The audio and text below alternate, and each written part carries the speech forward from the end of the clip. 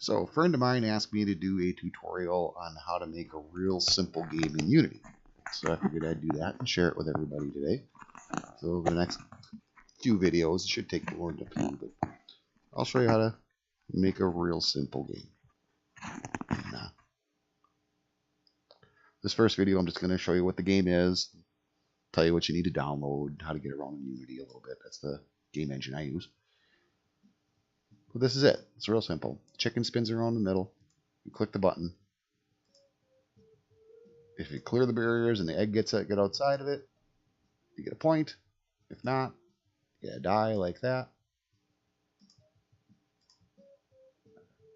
And once we get to 5 points, it switches to the next level. There's a little pause button, or no more music button over here. Get a pause button. Play. Keeps track of our best score, our current score, all that kind of thing. Stuff you're going to want to know how to do in a game anyways. So it's a good start. So we'll start with figuring out how you get around in Unity. First thing we're going to do is we're going to start a new scene. So this is our hierarchy.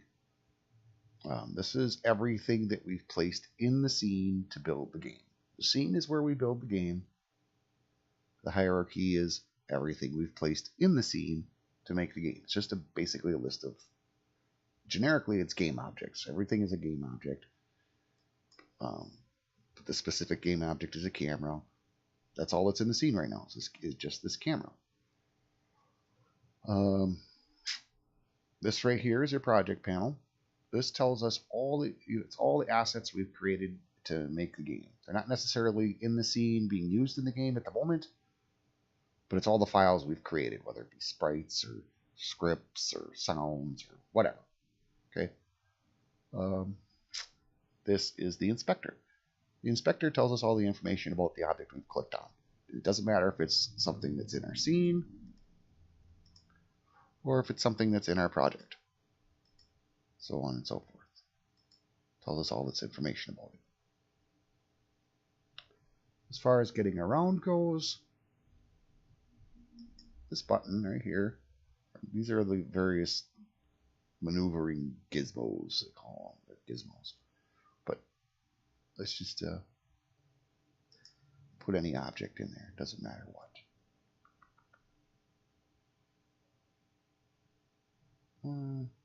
This guy will work. The egg. So we'll put him at 0, 0. And as you see, I put him in this, even though the scene view looks different than the game. This is what we're actually seeing in the game. Boy, that's tiny. So first thing we want to do is make our camera bigger. Or zoom in our camera. So now if we look at our game, that's a little more respectable. I set the camera size to 1.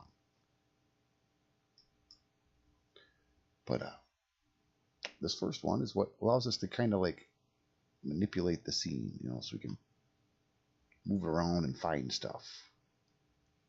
Like if there were another, I don't know, stick that in there. If that were in there, see? And I click this, and you can move around. Okay? Clicking this one allows us to, why aren't we seeing it?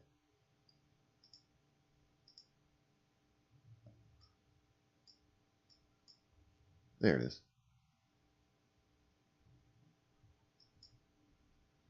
It gives us that.